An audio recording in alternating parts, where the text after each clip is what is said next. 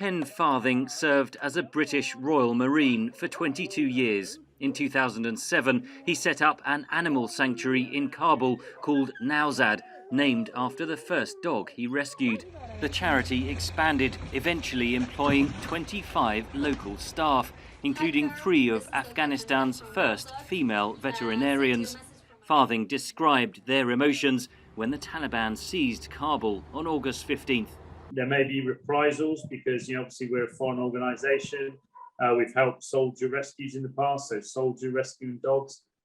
And as I said about the women, what's going to happen to them? Are they going to be forced, because all our women, young women are single, so they can be forced to marry some Taliban fighter and they just live in the home, having these children?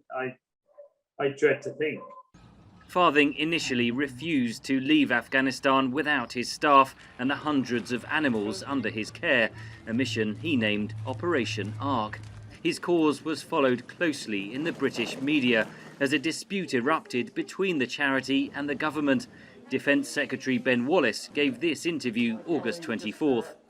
I genuinely believe that they will be allowed to move forward after, at a later date when that airport opens. But, frankly, I have to prioritise people at the moment over pets. The charity chartered its own plane thanks to a donation from a US-based investor. Several days later, the British government authorised the plane to land and approved the evacuation of the 68 Nowzad staff and dependents and the animals. But the Taliban refused to let them through. Wildlife activist Dominic Dyer has been assisting the campaign from Britain.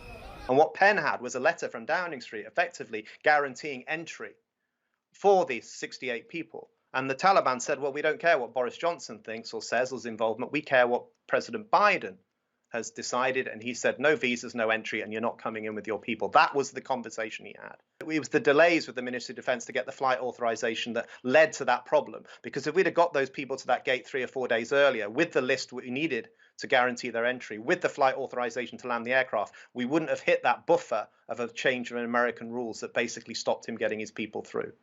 Britain's Defence Ministry did not respond to VOA requests for comment. Farthing escorted his staff away from the airport back through the streets of Kabul.